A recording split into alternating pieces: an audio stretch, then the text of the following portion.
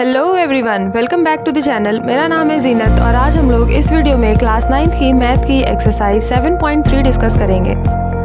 Exercise 7.3 के question number 2 में write है AD is an altitude of an isosceles triangle ABC in which AB is equal to AC। Show that number first AD bisect BC, number second AD bisects angle A। तो इस question में figure नहीं दिया हुआ है, figure हमें खुद से बनाना पड़ेगा।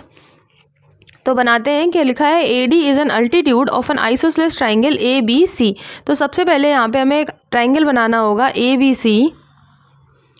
तो यहाँ पे हमने देखो ABC ट्राइंगल इस तरह से बना लिया है।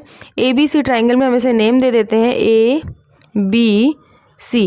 ABC ट्राइंगल में AD is an altitude, altitude वो होता है वो जिस साइड पर गिरेगा वो 90 डिग्री का एंगल बनाएगा। तो देखिए AD क्या है, एक अल्टीट्यूड है, तो यहाँ पे हमने D राइट किया और अल्टीट्यूड है यानी यहाँ पे 90 डिग्री का एंगल बनाएगा। तो AD is an altitude of an isosceles triangle ABC जिसमें AB AC के इक्वल है, यानी ये वाली साइड इस वाली साइड के इक्वल है।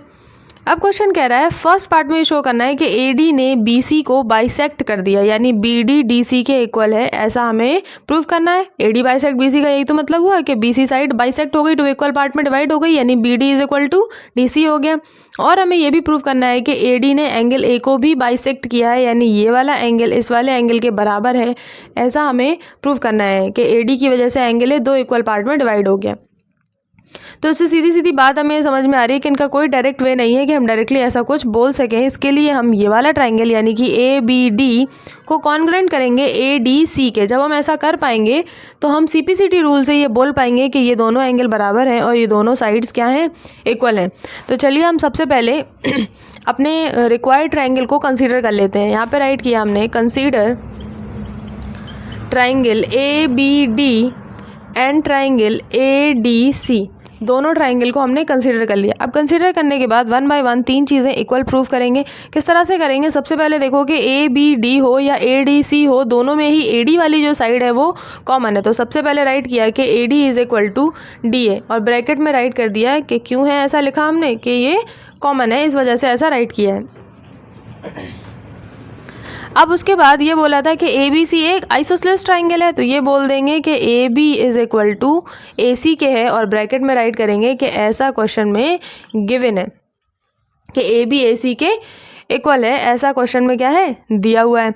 उसके बाद तीसरी चीज़ के लिए ये देखिए कि AD जो है वो अल्टीट्यूड था, यानी कि ये दोनों ही एंगल क्या होंगे, 90 डिग्री होंगे। तो यहाँ से लिख सकते हैं कि ADB angle ADB is equal to angle ADC। क्यों? क्योंकि AD इज एन अल्टीट्यूड। या ये नहीं लिखना है तो लिख सकते हैं क्या कि 90 डिग्री ईच राइट कर सकते हैं कि दोनों ही कितने हैं, 90 डिग्री के हैं, इसलिए दोनों एंगल इक्वल हो गए। तो बस तीन चीज़ें हो गई, दो साइड हो गई, एक एंगल हो गया। तो रूल कौन सा लग गया? SAS रूल लग गया।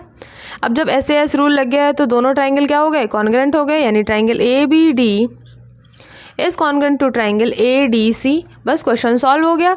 जब ये दोनों ट्राइंगल कॉन्ग्रुएंट हैं तो ये वाली साइड यानी BD इक्वल DC के होगी CPCT रूल से, और हमारा BAD एंगल DAC एंगल के इक्वल होगा CPCT रूल से। तो यहाँ पे हम राइट करते हैं कि बाई CPCT क्या हो जाएगा कि BD is equal to DC, क्या लिखेंगे यहाँ पे, CPCT से। किस रूल की वजह से? CPCT रूल की वजह से। उसके बाद ये भी राइट करेंगे यहाँ पे कि angle BAD is equal to angle DAC, ये भी किसकी वजह से है, CPCT रूल की वजह से है। तो हमारा यहाँ से ये जो है ये प्रूफ कर रहा है फर्स्ट पार्ट को और इससे प्रूव हो रहा है हमारा सेकंड पार्ट। आप चाहें तो आगे राइट कर सकते हैं कि hence AD bisect BC, hence AD bisects angle A। तो ये क्वेश्चन यहीं पे सॉल्व हो गया, यही इसका आंसर है। आई होप आपको क्वेश्चन समझ में आया होगा। आज की वीडियो में बस इतना ही, मिलते हैं हम लोग नेक्स्ट वीडियो में। तब तक के लिए वीडियो को लाइक कीजिए और चैनल को सब्सक्राइब कीजिए। Thank you so much for watching.